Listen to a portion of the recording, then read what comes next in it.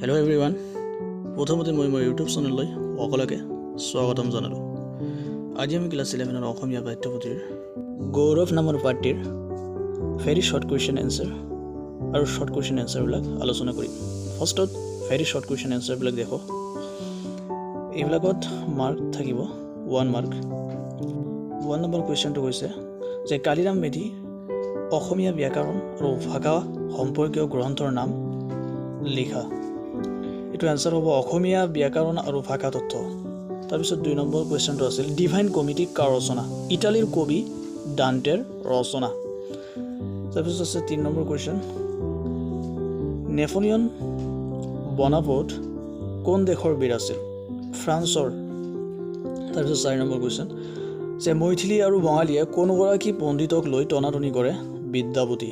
তাৰপিছত 5 নম্বৰ কুৱেশ্যনটো আছিল জাপানী বিলাকে নিজৰ দেশৰ গড় কাৰ নিচিনা কৰিবলৈ চেষ্টা কৰিছে? ককেছিয়ান সকলৰ নিচিনা। তাৰপিছত 2 নম্বৰ আৰু 3 নম্বৰ কুৱেশ্যন বিলাক দেখা 2-3 মাৰ্কি আৰু কুৱেশ্যন বিলাক। এটো ফাৰ্ষ্ট কুৱেশ্যন আছিল সৌভাগ্যৰ পৰা গৌৰৱ কেনেকৈ উপজে? কালিৰাম মেধি ডাঙৰীয়াই গৌৰৱ নামৰ পাঠটিত গৌৰৱ তিনিটা ঠাইৰ পৰা উৎপত্তি হয় বুলি কৈছে। সৌভাগ্য, শৰীৰ আৰু মন। সৌভাগ্য, শৰীৰ আৰু মন এই তিনিটা কাৰণেই হৈছে গৌৰৱৰ উৎপত্তি স্থল।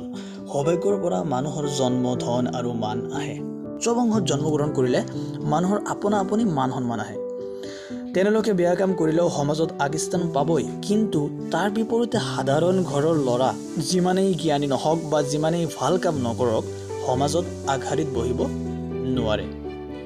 আৰু এইটো বেছি ডাঙৰ হৈছে 2-3 মাৰ্ক হিচাপে।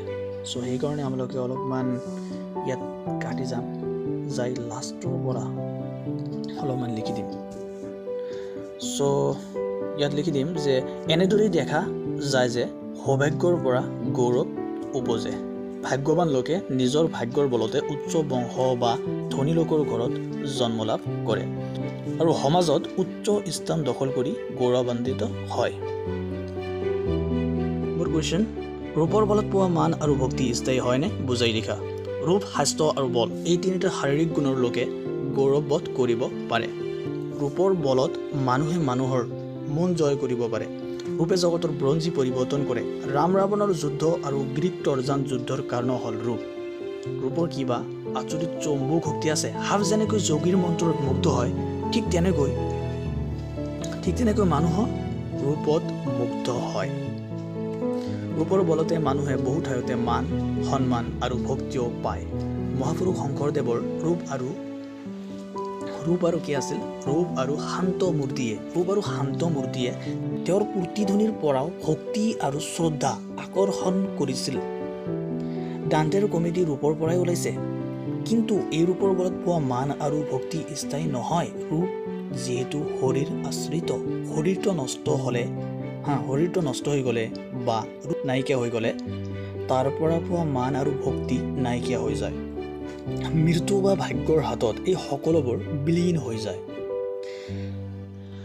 এতেকে ৰূপৰ বলত অৰ্জন কৰা গৌৰৱ চিৰস্থায়ী নহয়। ই তেনেই খন্তেকীয়া।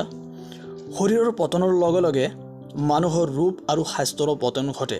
ফলত তাৰ পৰা সৃষ্টি হোৱা গৌৰৱ নোহোৱা হৈ যায়। মানে মোৰ লিখাবিলাক অলপমান বেয়া, সেইকাৰণে মই মোৰ লিখাই ধৰা নাপাওঁ।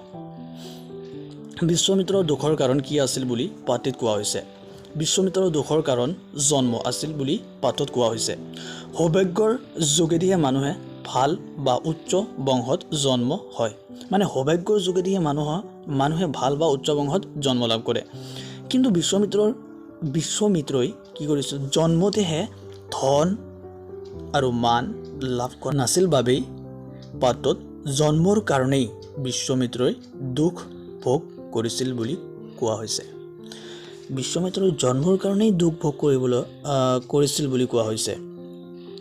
তাৰপিছত আছিল 4 নম্বৰ কুৱেশ্যন যে শুদ্ধোধনৰ নাম মানুহে কিয় জানে?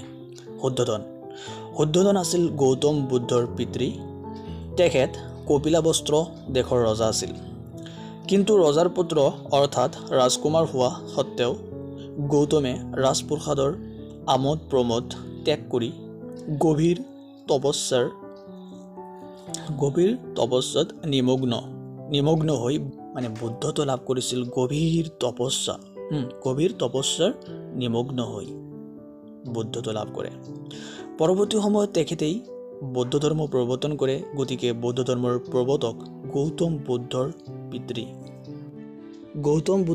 পিতৃ হোৱাৰ বাবে আজি ৰজা শুদ্ধোধনৰ নাম মানুহৰ মাজত প্ৰখ্যাত। শুদ্ধোধন বুদ্ধৰ পিতৃ নোহোৱা হ'লে আজি তেওঁৰ নাম কোনেও নাজানিলহেঁতেন। আৰু লাষ্ট কুৱেশ্যন কি আছিল? 5 নম্বৰ কুৱেশ্যনটো আছিল, দেশ জয় কৰা বীৰসকলে প্ৰকৃততে দেশ ৰাখিব পাৰেনে? দেশ জয় কৰা বীৰসকলে প্ৰকৃততে দেশ ৰাখিব নোৱাৰে। তেওঁলোকক আমি গৌৰৱৰ পাত্ৰ হিচাপে জ্ঞান কৰোঁ, যদিও সেই বিজেতাসকলে প্ৰথম দিনহে দেশ জয় কৰে, দ্বিতীয় দিন ৰাখে আৰু তৃতীয় দিন সেই বিজেত দেশ তেওঁলোকৰ হাতৰ পৰা হেৰাই যায়। আৰু বিজেতাই প্ৰকৃততে মানুহকহে পৰাস্ত কৰে, মানুহৰ মনক পৰাস্ত কৰিব নোৱাৰে। জুলিয়াছ চিজাৰ, আলেকজেণ্ডাৰ, নেপোলিয়ন আদি বীৰসকলে যে পৰাক্ৰমেৰে বিভিন্ন দেশ জয় কৰিছিল, যদিও এই জয় স্থায়ী নাছিল। আনহাতে ভাৰ্জিলে ইনিড মহাকাব্য ৰচনা কৰি প্লেটোৱে দাৰ্শনিক চিন্তাধাৰাৰেহে মানুহৰ মন জয় কৰিব পাৰিছিল। সেয়ে দেশ জয় কৰা বীৰসকলে প্ৰকৃততে দেশ ৰাখিব নোৱাৰে বুলি গৌৰৱ পাত্ৰিত কোৱা হৈছে। আৰু বাকী প্ৰশ্নবিলাক পিছৰ ভিডিঅ'ত